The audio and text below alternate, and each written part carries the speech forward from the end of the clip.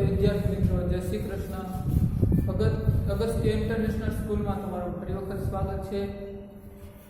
હવે આજે આપણે પ્રથમ ભાષા એટલે કે આપણી માતૃભાષા ગુજરાતી છે એની શરૂઆત કરવાની છે। એની શુભ શરૂઆત એક સુંદર મજાના કાવ્યથી થાય છે અને આપ સૌ જાણો છો કે ગુજરાતી આપણી માતૃભાષા છે, બરાબર। બધાને ગુજરાતી ભાષા છે એ ભણવાની મજા જ આવે, બરાબર। તો એની શરૂઆત જેમ આપણે હિન્દીમાં પણ એક પ્રાર્થના પ્રકારના કાવ્યથી શરૂ થઈ હતી, એવી જ રીતે અહીંયા પણ એક ભક્તિ કૃષ્ણ ભક્તિને લગતું કાવ્ય છે, ત્યાંથી જ આપણા અભ્યાસક્રમની શરૂઆત થઈ છે। તો આ કૃષ્ણ ભક્તિને લગતું કાવ્ય છે તે આપણા ગુજરાતી સાહિત્યના પ્રાચીન અને સૌથી જૂના કહી શકાય એવા કવિ અને આમ તો ભક્ત પણ કહી શકાય એવા નરસિંહ મહેતા દ્વારા રચાયેલી છે, બરાબર। તો નરસિંહ મહેતા વિશે આપણે થોડું જાણીએ, પછી આપણે આપણા વિષય તરફ જઈએ। તો નરસિંહ મહેતા છે એનો જન્મ 15મા ક્યારે થયો હતો? 15મા અને 15મું શતક એટલે કે ઈસવીસન 1414 એટલે કે 1400 ની આસપાસનો જે સમયગાળો છે એને 15મું શતક કહેવાય। શતક હંમેશા જે વર્ષ હોય એ વર્ષનો સમયગાળો એ કરતા એક આંકડો વધારે એટલે શતક થાય। તો 15મા શતકમાં જન્મેલા એવા નરસિંહ મહેતા, તેનો જન્મ ક્યાં થયો હતો? તો નરસિંહ મહેતાનો જન્મ ભાવનગર જિલ્લાના તળાજા ગામમાં થયો હતો। ક્યાં થયો હતો? ભાવનગર જિલ્લાના તળાજા ગામમાં। જે તળાજા છે તે અત્યારે તો મોટું સિટી બની ગયું છે, ત્યાં એનો જન્મ થયો હતો અને નાનપણમાં જ એના માતા પિતાની છત્રછાયા ગુમાવે છે। અને જે આ નરસિંહ મહેતા છે તે 8 વર્ષની ઉંમરના થાય ત્યાં સુધી પણ તે બોલી શકતા નથી, પછીથી તે બોલતા થાય છે, એટલે કે 8 વર્ષના થયા ત્યારથી તે બોલતા શીખ્યો। તો નરસિંહ મહેતા છે એના માતા પિતાનું અવસાન થતાં તે જૂનાગઢમાં આવે છે અને જૂનાગઢમાં એના ભાઈ અને ભાભી સાથે રહે છે। અને પછી નરસિંહ મહેતા છે તે વિષ્ણુ ભગવાન એટલે કે શ્રી કૃષ્ણના અવતારી છે, તો શ્રી કૃષ્ણના ભજનો લખવાની શરૂઆત કરી દે છે અને તે ખૂબ ભક્તિ કરે છે। એના કારણે એને અનેક ત્રાસ છે, અનેક કષ્ટ વેઠવા પડે છે। નરસિંહ મહેતા છે એના પિતાનું નામ શ્રી કૃષ્ણરાય છે અને એના માતાનું નામ દયાકુંવર છે અને નરસિંહ મહેતા છે એના પત્નીનું નામ માણેકબા છે અને નરસિંહ મહેતા છે એના પુત્રનું નામ સામળસા અને પુત્રીનું નામ કુંવરબાઈ। તો આ એને નરસિંહ મહેતા ઘણા સાહિત્ય છે એનું સર્જન કર્યું છે। અહીંયા કેટલીક કૃતિઓ છે। નરસિંહ મહેતાની 2 પ્રકારની કૃતિઓ છે, એક ચરિત્રાત્મક અને આત્મવૃતાંત। આત્મવૃતાંત એટલે કે પોતાના જીવનની કેટલાક પ્રસંગો છે તે આલેખે છે, તો એ આત્મવૃતાંત છે। અને કોઈ વિશે કોઈના ચારિત્ર્ય વિશે લખે તો તે ચારિત્રાત્મક કૃતિ છે। તો આ નરસિંહ મહેતા અને આપણે જે સાંજ સમય સાંભળ્યો છે એ કૃતિ ભણવાની છે, એના કરતા છે એના વિશે અને કૃતિઓ વિશે આપણે થોડુંક જાણીએ। તો નરસિંહ મહેતા છે એની કેટલાક કૃતિઓ છે, જેમ કે હિંડોળાના પદ, વસંતના પદ અને કૃષ્ણલીલા, ભક્તિબોધ, આ એમની કૃતિઓ, એના કવિતાઓ છે। અને આત્મવૃતાંત કૃતિઓ કઈ કઈ એટલે કે પોતાના જીવન ઉપર આધારિત હોય એવી કૃતિઓ કઈ કઈ છે? તો હાર છે, હુંડી છે, મોસાળું એટલે કે કુંવરબાઈનું મામેરું, એની જે દીકરી છે કુંવરબાઈ એનું મામેરું, અને વિવાહ એટલે કે એના પુત્ર સામળસા છે એના વિવાહ, અને શ્રાદ્ધ એટલે કે એના પિતા છે એના શ્રાદ્ધ। આ બાબત શા માટે લખી નરસિંહ મહેતાએ? તો નરસિંહ મહેતા છે કૃષ્ણ ભગવાનના આટલા પરમ ભક્ત હતા કે એના જ્યારે નરસિંહ મહેતાને મુશ્કેલી પડે, એના જીવનની અંદર કોઈ પણ સમસ્યા આવે તો ભગવાન પરમાત્મા શ્રી કૃષ્ણ હાજર જ હોય, હાજરી આપે। અને આવા જે સામાજિક પ્રસંગો, નરસિંહ મહેતાના જીવનના કેટલાક સામાજિક પ્રસંગો છે એ ઉકેલવામાં પણ શ્રી કૃષ્ણની હાજરી અચૂક હતી। તો હુંડી છે એમાં પણ, અને કુંવરબાઈ છે એનું મામેરું, એમાં પણ નરસિંહ મહેતાની સ્થિતિ તો દીન હતી એટલે કે તે ગરીબ હતા, પણ શ્રી કૃષ્ણ છે તે આવે છે અને નરસિંહ મહેતાની દીકરી કુંવરબાઈ છે એનું મામેરું ભરે છે। ખુદ સામળસા એટલે કે નરસિંહ મહેતાનો પુત્ર છે એના લગ્નમાં પણ શ્રી કૃષ્ણ છે તે હાજરી આપે છે। અને હાર નરસિંહ મહેતા છે એને કેટલાક એના જે જ્ઞાતિના લોકો છે નાગર બ્રાહ્મણ જ્ઞાતિના લોકો છે તેણે નરસિંહ એના તે સમયના રાજા છે એને નરસિંહ મહેતા વિશે ખોટી ચડાવણી કરી અને એના કારણે નરસિંહ મહેતા છે એને કેદમાં પૂરવામાં આવ્યા અને આ બાબતમાં ત્યારે નરસિંહ મહેતાની પરીક્ષા થાય છે. નરસિંહ મહેતા છે તે ભગવાનના જ નામ લીધા રાખે. તો તે સમયનો જે રાજા છે એ નરસિંહ મહેતાને કહે કે જો તમારા ઈશ્વર જો તમારા ભગવાન સાચા હશે તો અત્યારે તો તમને હું કેદમાં પૂરી દઉં છું અને રાત્રે તમને પ્રસન્ન થશે અને તમને આ બંધનમાંથી મુક્ત કરાવશે અને તમારી ડોકમાં છે તે હાથ કરાવશે. એટલે આવું પણ બને છે. નરસિંહ મહેતા છે તે શ્રી કૃષ્ણનું રટણ કરતા રહે છે અને રાત્રે શ્રી કૃષ્ણ આવે છે અને નરસિંહ મહેતાની જે આકડીઓ છે તે તોડી નાખે છે, એને મુક્ત કરે છે બંધનમાંથી ને એના ડોકમાં ફૂલહાર પહેરાવે છે. અને આ કૃતિ છે એના ઉપરથી એને હાર નામની કૃતિ છે તેની રચના કરી. બીજું એક બાબત એ છે કે નરસિંહ મહેતા છે એનું એક ખૂબ જ પ્રિય એવું ભજન છે અને એ છે વૈષ્ણવજન. એ વૈષ્ણવજન છે તે તમારે 10મા ધોરણમાં અભ્યાસક્રમમાં આવશે. વૈષ્ણવજન એક એવી કૃતિ છે જે ગાંધીજીનું મનપસંદ ભજન હતું.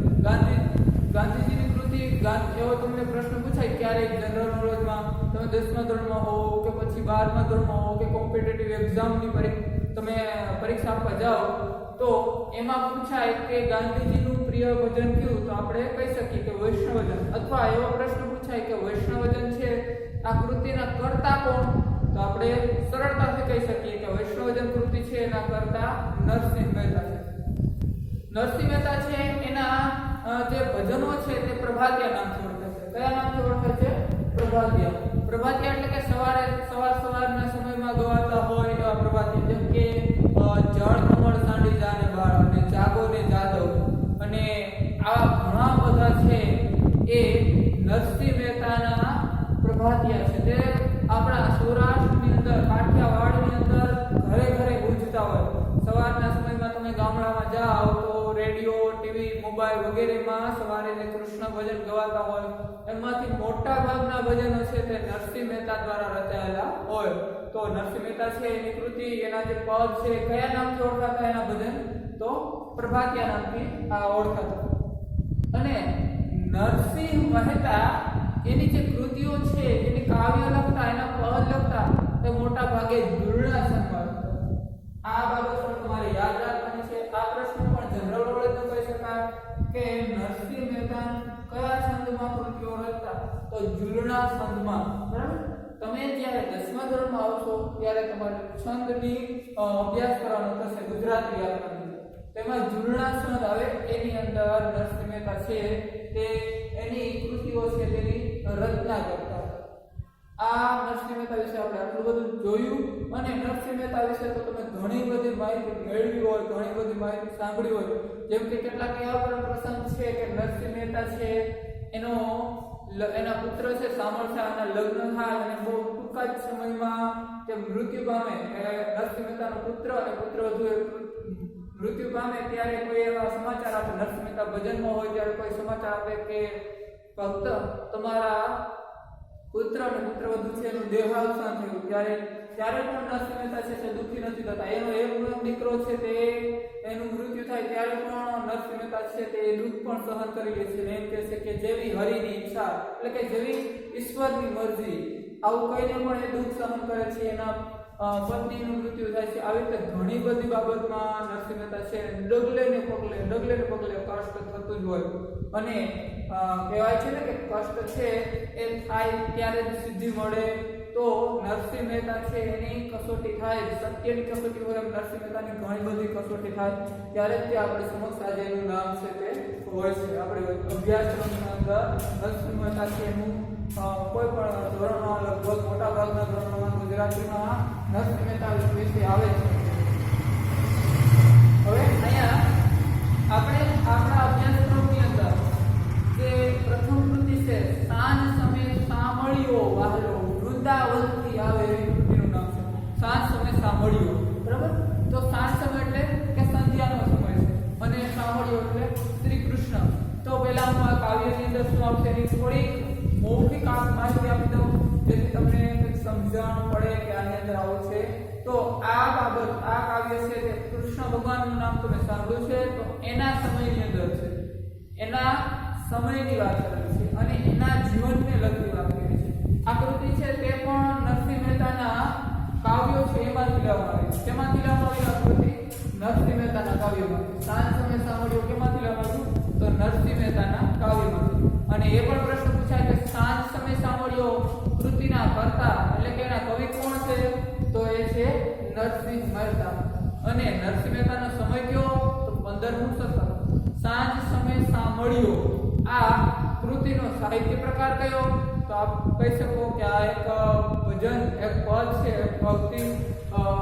ભક્તિ ગીત છે, બરાબર. અને આ કાવ્ય છે એની અંદર શ્રી કૃષ્ણના જીવનને લગતી બાબતો છે.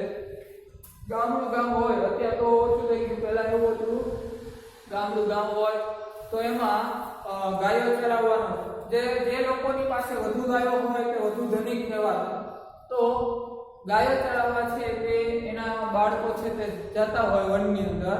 તો અહીંયા શ્રી કૃષ્ણ છે એ નાના હતા ત્યારે એ ગાયો ચરાવવા જતા હતા. ક્યાં ગામમાં? તો જે ગોકુળમાં રહેતા હતા. કૃષ્ણ છે એનો જન્મ મથુરામાં થયો હતો, પરંતુ તે નંદ બાબા અને જશોદા માતા પાસે ગોકુળમાં રહેતા હતા. કૃષ્ણ વિશે પણ તમારે થોડું જાણવું જરૂર છે. તો કૃષ્ણ ભગવાન વિશે તો બધા જાણતા જ હોય, છતાં પણ આપણે એક બાબત એવી યાદ રાખવાની કે શ્રી કૃષ્ણ છે એના જે જન્મદાત્રી માતા અને પિતા કોણ છે? તો તે પિતા છે વાસુદેવ અને માતા છે દેવકીજી. પણ શ્રી કૃષ્ણના પાલક માતા પિતા કોણ? તો શ્રી કૃષ્ણના પાલક માતા છે જશોદાજી અને એના પાલક પિતા છે નંદરાજી.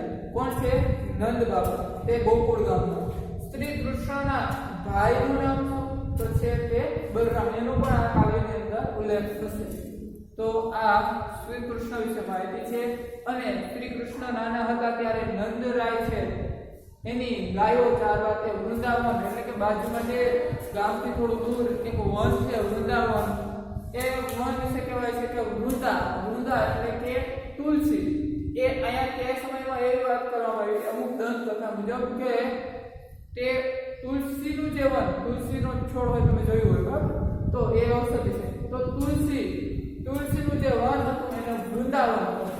તો એવા વૃંદાવનની અંદર ગાયો ચરાવવા નાના બાળકો જતા હોય, નાના ગોવાળો છે તે જતા હોય, અને સાંજના સમયે તે પાછા આવે ત્યારે આ દ્રશ્ય છે તે ખૂબ જોવાલાયક, ખૂબ મનને મોહી લે એવું છે. અને આ દ્રશ્યની અંદર શ્રી કૃષ્ણની દેખાવ કેવો છે? સાંજનો સમય છે, ગામ સંધ્યા સમય છે, એટલે કે સાંજના 7:30 નો સમય છે, સૂર્યાસ્ત થઈ ગયો હોય, અને ગાયોનું ધન એટલે કે ગોધન છે તે ગામમાં પાછું આવે. જેમ કેમ સાંજનો સમય હોય ત્યારે પક્ષીઓ પોતાના માળામાં પાછા આવે, ગાયોનું ધન આવે, વાડીમાં ગયેલા માણસો છે પણ પોતાના ઘરે આવે. તો સાંજના સમયે ગાયોનું ધન છે તે વૃંદાવનમાંથી પાછું આવે છે. તો એ ગાયોનું ધન કેવું છે? તો આગળ ગાયોનું ધન જાય છે, પાછળ ગોવાળો છે. આગળ શું છે? ગાયોનું ધન જાય છે, પાછળ નાના ગોવાળીઓ છે તે આવે છે. એ પણ ખૂબ જ આનંદિત છે અને જોનાર છે એની પ્રથમ નજરમાં જ તે ખૂબ ગમી જાય એવા આ ગોવાળો છે. આમાં પ્રથમ આગળ ગાયોનું ધણ ચાલી જાય, પાછળ ગોવાળોનું ઝુંડ છે એટલે કે ગોવાળોનું નાના છોકરાઓ છે ગાયો ચરાવવા ગયા હતા તેનું ટોળું છે. અને એમાં શ્રી કૃષ્ણ છે એ કેવા છે? તો માથા પર મોર પીછ ધારણ કરેલું છે. આપ સૌ જાણો છો કે શ્રી કૃષ્ણ છે એના મુગટ પર મોરનું પીછ હોય. તો માથા પર મોર મુગટ એટલે કે એના મુગટ છે એના પર મોરનું પીછ છે. અને કાનમાં કુંડળ છે. શ્રી કૃષ્ણએ કાનમાં શું પહેર્યું છે? કુંડળ. તો કાનમાં કુંડળ પહેર્યા છે, પીળા પીતાંબર પહેર્યા, એટલે કે શ્રી કૃષ્ણ છે એને પીળા રંગના જે રેશમી વસ્ત્રો હોય તે પીતાંબર પહેર્યા છે. એક પીતાંબર કેવા છે? તો એને પીતાંબર સાથે શું પહેર્યું છે? તો ફૂલની પછેડી એટલે કે આછું ફૂલનું જે ફૂલ જેવું આછું એક કપડું છે એ ફૂલની પછેડી. ચુઆ ચંદન મકે એટલે કે એની અંદર ચંદન એટલે કે સુગંધી લાકડું, ચુઆ એટલે કે સુગંધી તેલ છે એની સુગંધ છે તે ફેલાય છે, આ ગોવાળોનું ઝુંડ આવે છે એની અંદર. પછી તારામંડળ એટલે કે આપણું આ જે આખું તારામંડળ છે, આભામંડળ છે, એમાં જેમ તારાઓની વચ્ચે ચંદ્ર શોભતો હોય એમ આપણે સાંજના સમય જોઈએ તો આપણી નજરમાં ચંદ્ર હોય તો બધા તારાઓની વચ્ચે ડાયરેક્ટ ચંદ્ર છે તે આપણી નજરમાં આવી જાય. તો જેમ તારાઓની વચ્ચે ચંદ્ર શોભે છે એમ અહીંયા ગોવાળોની વચ્ચે શ્રી કૃષ્ણ શોભે છે. કોણ? તો શ્રી કૃષ્ણ. સાંજના સમયમાં, રાતના સમયમાં આપણે જોતા હોય આકાશમાં દ્રષ્ટિ કરીએ તો તારા તો ઘણા બધા હોય, પણ એમાંથી ચંદ્ર છે તે આપણી તાત્કાલિક આપણી નજર ખેંચે છે. તો અહીંયા પણ આ ઘણા બધા નાના નાના ગોવાળીઓ છે, પણ જે ગોવાળીઓ છે એની અંદર જેમ તારામંડળમાં ચંદ્ર શોભે એમ જ શ્રી કૃષ્ણ છે તે અહીંયા શોભે છે. જેમ હેમ એટલે કે સોનું, સોનાનો હાર હોય. કેવી રીતે શોભે છે? તો સોનાનો હાર હોય એમાં હીરો હોય, એક હીરો છે તે જડિયો હોય એટલે કે એમાં હીરો છે એનું ઘડતર કર્યું હોય અને સોનાના હારમાં એ ફિટ કર્યો હોય. તો જેમ હીરો શોભે એવી જ રીતે આ અહીંયા શ્રી કૃષ્ણ છે તે શોભે છે. અને આ રીતે જેમ તારામંડળની અંદર ચંદ્ર શોભે છે, જેમ હેમ એટલે કે સોનાના આભૂષણોની અંદર જેમ હીરો ચમકે છે, એવી જ રીતે ગોવાળોના ઝુંડ છે, ગોવાળોનું ટોળું છે એમાં શ્રી કૃષ્ણ છે તે એવી રીતે શોભે છે.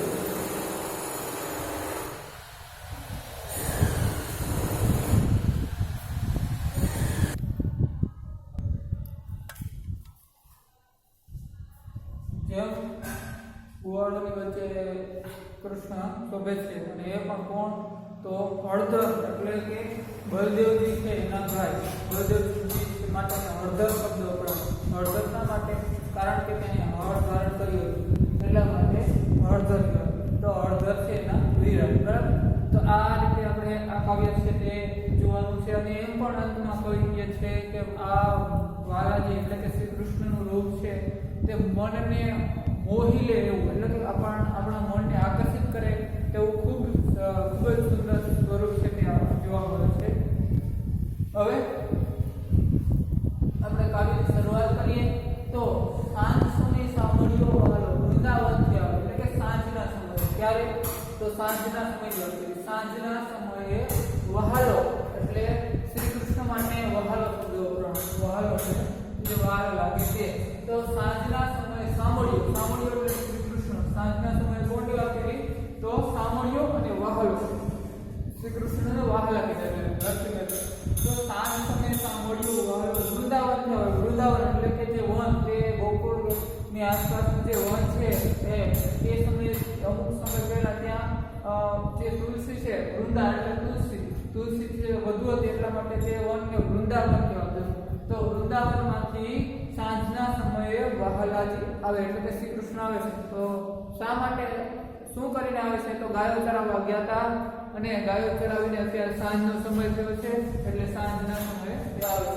આગળ ગોધન એટલે કે આગળ ગાયોનું ધણ એટલે ગોધન. આગળ ગોધન પાછળ સાધન મનમાં મોહ ઉપજાવે. પાછળ એટલે કે અંતે પહેલા ગાયોનું ધણ જાય છે ગોધન.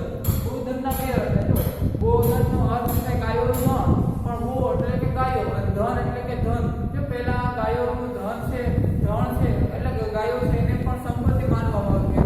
તો તે જેની પાસે વધુ ગાયો, મેં વાત કરી આગળ, જેની પાસે વધુ ગાયો હોય તે વધુ ધનિક કહેવાય. તો ગાયોનું ધન ને ગોધન કહેવાય. તો ગોધન એટલે કે ગાયોનું ધન અને ગાયો રૂપી જે ધન છે તેને ગોધન. તો આગળ ગોધન પાછળ સાધન. સાધન એટલે શું? તો જે ગોવાળો છે એને ગોવાળ માટે સાધન શબ્દ વપરાય.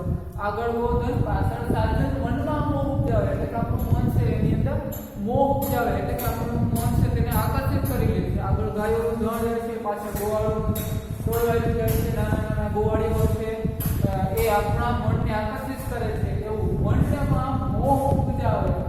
મોર મુગટ શિર સુંદર ધર્યું.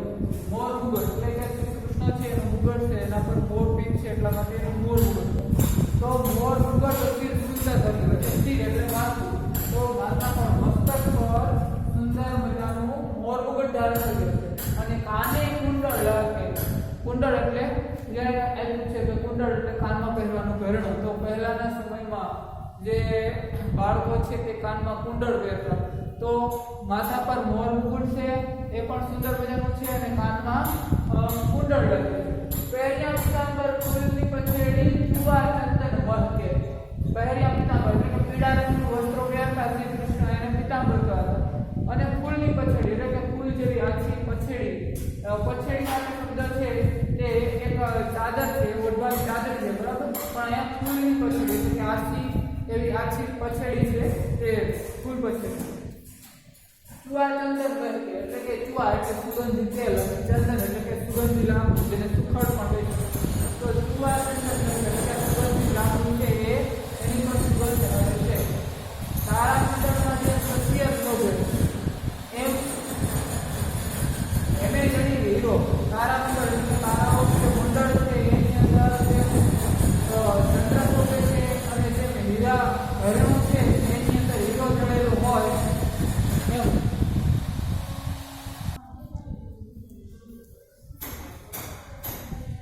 જેમ તારામંડળની અંદર જેમ સત્ય એટલે કે ચંદ્ર શોભે એમે જડી કે હીરો, અને જેમ સોનાની અંદર હીરો જડેલો હોય તેમ તારામંડળ એટલે કે તારાઓનું મંડળ છે, આમાં ચંદ્ર શોભે છે. ચંદ્ર છે તે આપણે તાત્કાલિક આકર્ષિત કરે એમ, આપણું ધ્યાન તાત્કાલિક ત્યાં ખેંચાય. તો એવી જ રીતે પાછું જે સોનું હોય એની અંદર સોનાની અંદર હીરો છે તે એની શોભા છે એમાં વધારો કરે. એવી રીતે અહીંયા ગોવાળો છે તે સુંદર લાગે છે, પણ એમાં શ્રી કૃષ્ણ છે હળધરનો હીરો એટલે કે શ્રી કૃષ્ણ બલદેવના ભાઈ શ્રી કૃષ્ણ છે તે ખૂબ સુંદર લાગે છે. તો તેમ ગોવાળોમાં ગિરધર શોભે હળધર હળધરનો હીરો. ગિરધર એટલે ગિરિને ધારણ કરનારો, ગિરિ એટલે પર્વત, પર્વતને ધારણ કરનાર જે ગિરધર છે, આ પણ શ્રી કૃષ્ણનું નામ છે. તો એક એમ કારણ છે કે શ્રી કૃષ્ણનું નામ ગિરધર શા માટે બન્યું? તો ઇન્દ્રદેવ છે તે ક્રોધિત થયા, ગોકુળ ગામના જે ગ્રામવાસીઓ એના પર ક્રોધિત થયા, એના કારણે એને ખૂબ અતિવૃષ્ટિ કરી, ખૂબ વરસાદ વરસાવ્યો, પવન અને વરસાદ વરસાવ્યો. એના કારણે જે લોકો છે ગોકુળ ગામના લોકો એના ઘરમાં પૂર પાણી ભરાવા લાગ્યા, અને ઘરના છાપરા ઉડી ગયા. એટલે વરસાદથી બચવા માટેનો ઉપાય નહોતો. ત્યારે શ્રી કૃષ્ણ પોતાની શક્તિ આગળથી ગોવર્ધન નામનો પર્વત છે તેને ધારણ કર્યો હતો. શક્તિ આગળથી પોતાનો ગોવર્ધન પર્વત ઉચકી લીધો હતો આ અતિવૃષ્ટિમાં. એટલા માટે એનું નામ ગિરધર પાડ્યું. શ્રી કૃષ્ણ છે એનું નામ ગિરધર પડ્યું, બરાબર. તો એમ ગોવાળોમાં ગિરધર શોભે એટલે કે આ જે ચંદ્ર શોભે, તારાઓની અંદર જેમ ચંદ્ર શોભે છે, જેમ સોનાની અંદર હીરો શોભે છે, એવી રીતે આ ગોવાળોની અંદર ગિરધર શોભે. અને ગિરધર કોણ? તો હળધરનો હીરો એટલે કે હરિ ખરો શ્રી કૃષ્ણ માટે હરિ શબ્દ પણ હળધરનો હીરો એટલે કે હરને ધારણ કરનારો હોય ને હળધર કહેવાય. તો હળધરનો હીરો એટલે શ્રી કૃષ્ણ છે તે બલરામના ભાઈ. વહાલાજીનું રૂપ હૃદય વસી એટલે કે વહાલાજી શ્રી કૃષ્ણ છે એનું રૂપ ક્યાં વસ્યું? તો હૃદય એટલે કે હૃદયની અંદર વસી ગયું. શ્રી કૃષ્ણનું આટલું મનમોહક રૂપ છે તે કવિ નરસિંહ મહેતા કહે છે કે તે હૃદયની અંદર વસી ગયું છે. તો વહાલાજીનું રૂપ હૃદય વસ્યું, મંડળું તે મારું દસી ગયું એટલે કે મારું મંડળું, મારું મન છે તે ત્યાં દસી ગયું એટલે કે મારું મન ત્યાં ચાલી રહ્યું છે. આડ કરી આલિંગનથી તન્મન મુખ પર વાળું એટલે આડ કરી એટલે કે વહાલજી એને આલિંગન આપ્યું એટલે કે ચુંબન કર્યું વહાલાજીએ, અને તન્મન મુખ પર વાળું એટલે કે મારું મન એટલે મારું શરીર, મારું મન એટલે મારું જે મન છે તે એના મુખ પર વાળું એટલે કે એના મુખ પર આકર્ષિત થયા, મોહિત થઈ ગયા. તો તન્મન મારું મુખ પર વાળું એટલે શ્રી કૃષ્ણ છે એના મુખથી આકર્ષિત થઈ ગયા. એટલું સુંદર શ્રી કૃષ્ણનું મુખ છે તે દેખાય. વહાલાજીનું રૂપ મહાસુખકારી. વહાલાજી એટલે કે શ્રી કૃષ્ણનું રૂપ કેવું? મહાસુખકારી એટલે કે શુભકારી છે, આપણા હિત થઈ જાય, આપણું મંગળ થઈ જાય એવું શુભકારી છે. વહાલાજીનું રૂપ મહાસુખકારી એટલે કે શુભદાયી છે. રસિયા એટલે બ્રહ્મ્ય, શ્રી કૃષ્ણ માટે શબ્દ રસિયા શબ્દો પણ વાપર્યો. અહીં રસિયા છે, વહાલાજી છે, વહાલા હરિ, આ બધા શ્રી કૃષ્ણ માટે શબ્દો વાપર્યો. તો રસિયા એટલે બ્રહ્મ્ય એટલે કે આવા રસિયા, આવા શ્રી કૃષ્ણ વગર કઈ રીતે રહી શકીએ? રસૈયાતા સ્વામી ની શોભા નિર્થી નિર્થી હરખી. નરસિંહ મહેતા કહે છે કોઈ પણ જો કૃતિ હોય, મોટા વર્ષની કૃતિમાં કૃતિના કરતા કવિ છે તે કાવ્ય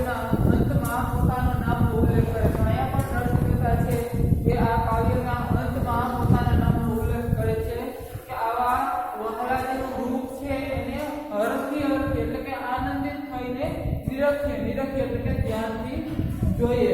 બરાબર, તો આ સરસ મજાની કાવ્ય છે કે નરસિંહ મહેતાના કાવ્યો નામ છે, નરસિંહ મહેતાની કૃતિઓ છે, નરસિંહ મહેતાના કાવ્યો એમાંથી લેવામાં આવ્યું. આ પ્રશ્ન પણ પૂછાઈ શકે તમારી પરીક્ષામાં. અગત્યનો પણ કે સાંજ સમય સાંભળ્યો વહાલો તેમાંથી લેવામાં આવ્યું. તો આપ કહી શકો કે સાંજ સમય સાંભળ્યો વહાલો આ કૃતિ નરસિંહ મહેતાના કાવ્યોમાંથી લેવામાં આવ્યું. નરસિંહ મહેતાનું ઉપનામ શું? તો આદિકવિ. નરસિંહ મહેતા છે એનો સમય કયો? તો 15મી શતક, એટલે કે ઈસવીસન 1414 ની આસપાસ. નરસિંહ મહેતાનો જન્મ ક્યાં થયો હતો? તો ભાવનગર જિલ્લાના તળાજા ગામે. નરસિંહ મહેતા છે એની કર્મભૂમિ કઈ? તો નરસિંહ મહેતાની કર્મભૂમિ જુનાગઢ. આમ નરસિંહ મહેતા છે અને આ કાવ્યો છે ઘણા બધા પ્રશ્નો પૂછાઈ શકે અને અગત્યના ખરા. તો એ શબ્દાર્થ છે એના પણ આપણે દ્રષ્ટિ બનાવી કે એ શબ્દાર્થ આની અંદર આવી ગયેલા છે, છતાં એ વખત યાદ રાખવાના શબ્દાર્થ છે તે તમારે સામાન્ય શબ્દોમાં પણ પૂછાઈ શકે એટલે એનો અર્થ શીખવો જોઈએ. ગોધન, ગોધન એટલે કે ગાયોનું ધણ અથવા ગાયોનું ધણ એને ગોધન કહેવાય. પછી કુંડળ, કુંડળ એટલે કે કાનમાં પહેરવાનું ઘરડું છે એને કુંડળ કહેવાય. પીતાંબર, પીતાંબર એટલે તો પીળા રંગનું વસ્ત્ર છે એ પીતાંબર છે. જે પહેલાના સમયમાં લોકો પહેરતા પીળા રંગનું વસ્ત્ર પીતાંબર. પછી પછેડી, તો ઓઢવાની જાડી ચાદર છે એને પછેડી કહેવાય. બરાબર, પછેડી એટલે શું? ઓઢવાની જાડી ચાદર, તે ફૂલની પછેડી કીધું. ચુઆ, ચુઆ એટલે સુગંધી તેલ, સુગંધિત તેલ માટે ચુઆ શબ્દ. ચંદન, ચંદન એક જાતનું સુગંધી લાકડું જેને આપણે સુખડ પણ કહેતા હોય છે. ચંદનનું તેલ આપણે સુખડનું તેલ કહેતા હોય. તો તે ચંદન એટલે સુગંધિત લાકડું. સસ્ય, સસ્ય એટલે ચંદ્ર, ચાંદો. બરાબર, તો તે સસ્ય. પછી હેમ, હેમ એટલે સોનું. કનક, સુવર્ણ એટલે હેમ. હળદર, હળદર એટલે જે બલરામ છે, શ્રી કૃષ્ણના મોટા ભાઈ છે બલરામ, તે હળદર.